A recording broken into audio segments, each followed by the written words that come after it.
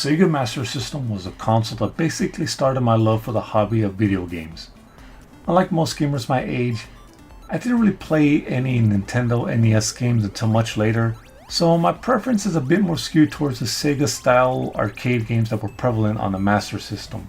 Games such as Quartet, Afterburner, Outrun, those were the type of games that interested in me back in those days. Now of course there were other games such as Kung Fu Kid, Black Belt, and probably the best platform on the system, Alex Kidd and Miracle World. These games basically define my early childhood and set in stone my love for Sega and its games. However, despite liking the Master System, I couldn't really play the games all that well. Oh sure, I'll pick up the control and start playing, but I couldn't get too far. I recall playing Alex Kidd and only getting as far as the second stage, or continually losing to the first boss in Black Belt. I was like 5 years old, so yeah, my game skills weren't up to par, but nonetheless I knew I was missing out and I wasn't having the full gaming experience that I wanted. These thoughts pretty much went out the window with the coming of the 16-bit console generation, namely the Sega Genesis. Back in the early 90s, I was really looking forward to what Sega was going to come up with, especially since I saw the Genesis as kind of like a revival. The one thing that did catch my attention more than anything was the Sega Game Gear. The commercials for this portable really blew me away. I got my first experience with the system shortly after launch. My big sister and I accompanied my parents to Montgomery Ward's, and right there in the middle of their electronics department was a Game Gear kiosk. We walked up to this thing and looked at it. It was backlit, it had color, it had columns. I was hyped up for it. I began to bug my parents for once since that day. So every time a Christmas or birthday was nearing, I would bug the hell out of my folks, asking them for a Sega Game Gear. Then, on December 25th, 1993, after waiting for 2 long years, I was given a present that I consider to be the best present I've ever received for ever, basically. In my hands, I finally held the Sega Game Gear. I was ecstatic for this thing. Here was a console I could call my own, and instantly the opportunity to buy a whole new slew of games I didn't have access to before finally became possible. Or so I thought. As you know, if you want to buy a game, you need money. And that was something I didn't really have access to all that often. I was like a little kid. I didn't really have much money. Oh sure, my folks would buy me a game for my birthday here and there, but that was far in between, man.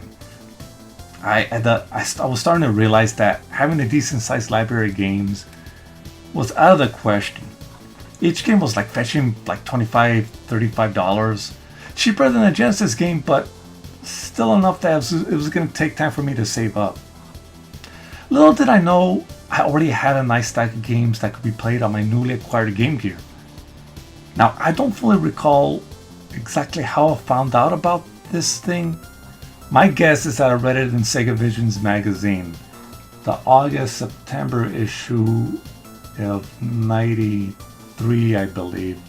I'm not too sure, but at some point I found out that there was an actual adapter that would let me play my Master System games on my Sega Game Gear. The thought of playing a full-size cartridge on my portable console seemed impossible. It was something that wasn't heard of. I was continuing to think about it, and at some point I had to do it. I had to call my local mom and pop gaming store and ask if anything like that even existed. To my surprise, the guy on the phone said, yeah, we do have a Master Gear converter. We sell it for so and so money. And that was that. I knew what my next purchase was. Now, after some time, I saved up some money, picked up some cans. I was doing any little chore possible to get enough money to buy this thing. And this is the part of the story I've already talked about in my Master Gear converter video, but I'm going to add a couple of more details. Of course, I walked into the gaming store and asked the guy, do you guys have it? Do you guys have a Master Gear converter? He walks to the back, and then he comes out with a little blue box, and right there it says, Sega Master Gear converter. I was shocked first because I for a piece of me thought that this thing still didn't exist, despite reading it in a magazine, despite being told that it exists. I still have some doubts. I still have some doubts of this thing existing, but here it was, in front of me. The guy said, "Hey, do you want to buy it?" I said, "Well, yeah, of course I want to buy it." But he also did his salesman tactic. He tried to upsell to me, a 9-year-old kid. "Hey, right now we got Master System games for $5 a pop if you want to buy some." And I was like, "Oh, I would really love to. I would really love to." However, all the money I had was going to go to the Master Gear converter. That's all I could afford. But my dad did the most awesome thing. He was there with me. He said, "Go ahead and pick out 3 games. I'll get them for you." And I was like, "Really?" "Yeah, go ahead and pick them out." I was like, "Oh, this is going to be awesome." So instantly, I go to where the Master System games are, and I try to remember games I recall seeing in my youth. And there they were: Alex Kidd in Miracle World, Shinobi, and Alien Syndrome. Those were the 3 games I picked out that day. And mostly because they were games I played, but never could beat. And the guy said, "Okay, I'll bring you up in the front." And right then and then, I had like around 10 playable games on my Sega Game Gear. Now, this event pretty much revived my interest in the Master System 100%. Like, games that I wasn't able to play back in the day were now possible.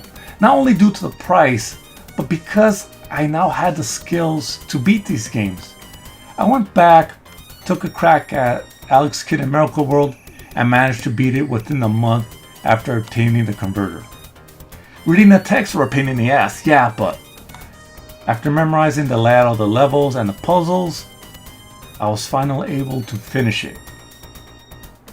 I was also able to finally beat Black Belt and Kung Fu Kid for the first time as well. To me, it was like Sega's 8-bit console has risen from the grave. Games that only seen in magazines or heard word of slowly became part of my collection as the years went on. I would save a little, then buy, and then I would end up playing something new. Mind you, this was all being done on a 3.2-inch screen, and yeah, some of the RPGs that I was playing, especially Phantasy Star and Miracle Warriors, they were a bit tough because of that. But on and all, I was having a great time. Throughout the years, I would definitely expand my collection to what it is now, keeping my Game Gear playing a fresh new set of games until the screen died on me, and then that's when I had to get a power base made from Stone Age Gamer to play my Master System games on a Genesis. But then I make well mod of my Game Gear and it was alive again. So yeah, I'm back at the point where I'm playing my Master System games on my Game Gear. And there you have it, guys. My trip down memory lane. It was a fun experience playing Master System titles on my Game Gear. It was just fun.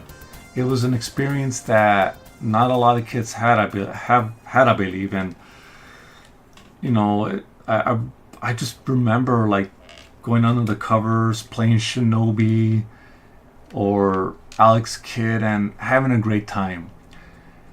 And well, should you buy a Game Gear to play Master System titles? And well, that's if you want to. It's a big maybe.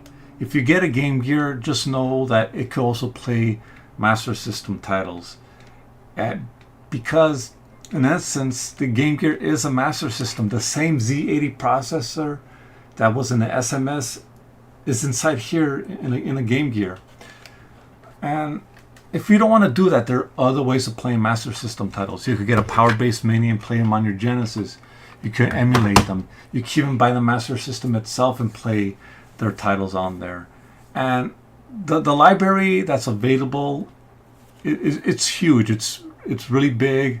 There's a lot of stuff out there. There's something for everyone. If you want to play RPGs, you got your Phantasy Stars and your Ultimas.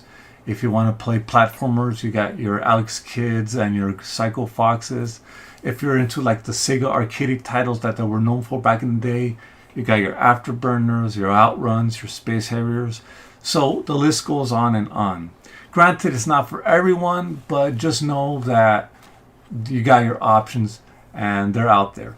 Me personally, I like playing stuff that wasn't released here in the States. I've come across a couple of titles that were only exclusive to Europe, such as, Psychic World and Ninja Gaiden and Renegade, and I've had a blast knowing that, there was this whole different library that I didn't know existed, and time to play them on my Game Gear, it was just pure fun. Just know that not every game is going to be 100% compatible. Of course, you can't play any Lycan titles on here. Can you just imagine trying to point a gun at this thing and shooting at mobsters in Gangster Town, or at wolves in Safari Hunt? It will look interesting, but it just doesn't work. Plus, you need a way to plug that controller in, and no, this is a one-player experience. Mentioning one-player experience, there's another title that won't work on the Game Gear, and that is Cyborg Hunter. Now, this is one of my favorite games as a kid growing up. It has like this Metroid-esque kind of feel to it. You explore through all these different levels. They're kind of like a maze. You collect power-ups, items. You fight bosses and monsters. It was pretty unique and it was really fun. However, in order to access the menu, you needed to connect a controller to port 2, to player 2. And no, there is no player 2 in this. It's just a player 1, and then that's it, which kind of frustrated me. I think there's a patch out there that you could implement, but you'll need to get like a flash card for the Game Gear, and at that point the prices go up. With that said, if you are planning to play a lot of these RPG titles, you may want to replace the screen on here. You're gonna have to replace the screen anyway, because a lot of them are dying out. But if you haven't replaced the screen yet, I do recommend you do that, especially since, oh God, I remember trying to play Miracle Warriors on the Game Gear, and I just had trouble. I couldn't read the stuff half the time, and it was rough. It was rough trying to decipher what I was looking at in the old Game Gear screen. But if you got a new Game Gear screen, it's going to work like a charm. You're going to be able to read everything with no problems. You might need glasses because the letters are still kind of small, but you shouldn't have any problems. Anyway, this was Knockout21. Please comment, rate, and subscribe. And like always, have a good one. Take care, you guys.